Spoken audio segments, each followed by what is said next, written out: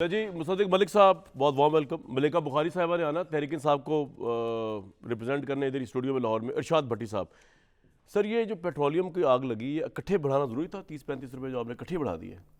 نہیں, اصل میں پیٹرولیم کی قیمت جو ہے اس کے اندر دو کمپوننٹ ہوتے ہیں. ایک تو بین الاقوامی سطح پہ کیا قیمت چل رہی ہے تیل کی جو ہم امپورٹ کرتے ہیں, وہ ایک امپورٹنٹ ایلیمنٹ ہوتا ہے. اور دوسرا ایلیمنٹ ہوتا ہے روپے اور ڈالر کی جو قیمت ہے, کیونکہ انٹرنیشنل مارکیٹ میں جو آپ نے لیوی بڑھائی نا آئی ایم ایف کے کہنے پہ, وہ 5 روپے ہے. وہ تو صرف ڈیزل کی ہے اور صرف 5 روپے ہے.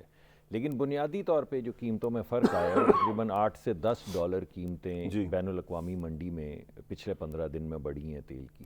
تو اس وقت جو آپ کو اثرات نظر آ رہے ہیں یہ اس قیمت کے بڑھنے کی وجہ سے ہیں, اور وہ ہمارے اختیار میں نہیں ہوتی. دونوں ہی ویسے اختیار میں نہیں ہوتی. کافی دیر تک ڈار صاحب نے کتنا کوشش کی. پولیٹیکل ڈیمیج ہو چکا ہے آپ کو اب کہ اسحاق ڈار بھی ڈلیور نہیں کر سکے, مفتاح اسماعیل کو آپ نے انسرمونیل نکال دیا, ڈار صاحب بھی جو بلند بانگ دعوے لے کے آئے تھے ڈالر کو یہ کر دوں گا, آئی ایم ایف کو نبڑ لوں گا, سارے فلاپ ہو گئے. مطلب آپ کو یہ اندازہ ہے کہ الیکشن جب بھی ہوگا آپ کا کیا حل کرے گی قوم؟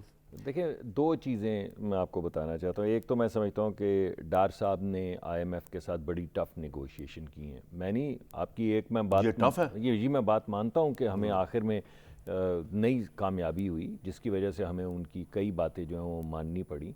مگر ڈار صاحب نے پوری کوشش یہ کی کہ پچھلے جتنے بھی معاہدے ہوئے تھے جو پچھلی حکومت کر کے گئی تھی, جو بعد میں دوبارہ سے پروگرام شروع ہوا, انہوں نے کوشش یہ کی کہ غریب آدمی کے اوپر جو بوجھ ہے اس کو کم سے کم کیا جائے. اس کے کچھ فوائد بھی ہیں اور کچھ نقصانات بھی ہیں. غریب آدمی پہ بوجھ کم کرنے کا مطلب ہے کہ روپے جو ہے اس کو ذرا مستحکم رکھا جائے, اور اس کے کچھ فوائد یہ ہیں کہ کافی دیر تک روپیہ جیسے وہ کیپ ہٹا اس کے بعد تو آپ دیکھ لیں, میں وہی آپ کو بتا رہا ہوں, یہ 300 تک چلا جائے گا آرام سے پیٹرول بھی اور یہ بھی. نہیں, یہ اگر اگلی 15 دن میں $10 یا $15 تیل کی قیمت کم ہو جائے تو یہ تیل سستا ہو جائے گا. وہ تو اگر ادھر ہو گئی تو جی دیکھیں, اس وقت تیل جو آپ یہ تو نہیں کر سکتے نا کہ آپ مہنگا تیل خرید کے سستا بیچ دیں, یہ تو نہیں ہو سکتا. کوئی بھی دنیا کا ملک نہیں کر سکتا. ایک چیز اگر $100 کی ہے تو آپ $80 میں بیچیں گے تو 20 کا نقصان کریں گے. اتنی سی ہے کہ یہ سب کچھ کرنے کے باوجود بھی ابھی تک انسرٹینٹی ہے کہ آئی ایم ایف آپ کو بیل آؤٹ کرے گی کہ نہیں کرے گی. آئی ایم ایف نہیں کرے گی تو یو ہی کچھ نہیں دے گا, سعودی عرب نہیں دے گا, چائنا نہیں دے گا, کوئی بھی نہیں دے گا. جی میرا خیال ہے کہ انسرٹنٹی بہت زیادہ کم ہو چکی ہے, کیونکہ اب جو ہم نے جو تجاویز سامنے رکھی ہیں جن کا کئی مرتبہ میں ذکر کرتا ہوں, میں اپنے محکمے کی بات کر لیتا ہوں. ہم نے اپنے محکمے میں ایسی تجاویز وزیر اعظم اور وزیر خزانہ کے سامنے رکھی ہیں جن سے ہم یہ سمجھتے ہیں کہ آئی ایم ایف بھی سیٹسفائیڈ رہے گی مگر غریب آدمی کے اوپر بھی بوجھ نہیں پڑے گا. بھٹی صاحب مجھے اس طرح سمجھائیے کہ اس ملک کے اندر بونے لیڈر بنے ہوئے ہیں یا یہاں پہ کوئی احساس ہی نہیں ہے. مطلب شہباز شریف صاحب بالکل بھرپور انجوائے کر رہے ہیں اپنی لائف, دورے کر رہے ہیں, یہ کر رہے ہیں, وہ کر رہے ہیں. بلاول صاحب فورن وزٹس پہ گئے ہوئے ہیں, رشیا گئے ہوئے تھے. عمران خان صاحب آرام سے زمان پارک میں بیٹھ کے کبھی کسی پہ الزام لگاتے تھے, کبھی کسی پر. ان کے الزامات اور ان کے نظریات کی پاداش میں پھر فواد چودھری ہمارا بھائی جو ہے وہ جیلوں کے اندر ہتھکڑیاں لگی ہوئی ہیں اور وہ بھگت رہا ہے. کیا بہت بڑا انقلاب ہے عمران خان یا بہت بڑی مایوسی ہے پی ڈی ایم؟ کس طرح دیکھا جائے اس ملک اس وقت اکنامک سروائیول اس کا پرابلمیٹک ہوا ہوا ہے, سیکیورٹی کے مسائل آپ نے آج پشاور میں دیکھ لیا ہے, یہ کوئی پہلا واقعہ نہیں ہے. What is the way forward?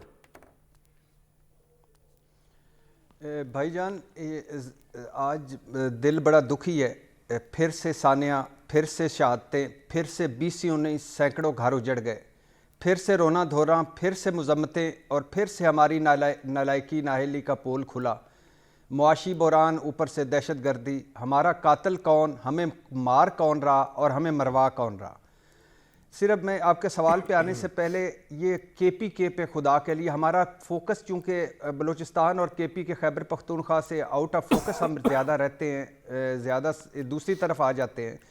9.5 سال میں 100 ارب سے 900 ارب لگا دیے گئے, یعنی 100 ارب کا جو مقروض خیبر پختونخوا تھا وہ 9.5 سال تحریک انصاف کی حکومت میں 900 ارب کا مقروض ہوا.